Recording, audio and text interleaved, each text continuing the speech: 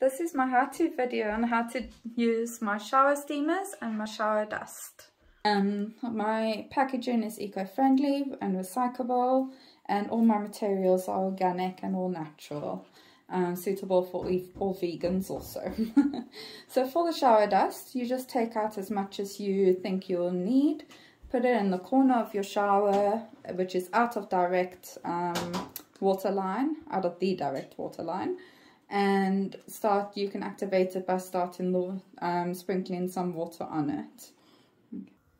So there you go, I've placed it in the corner of my shower and it's ready for the shower to start and get activated.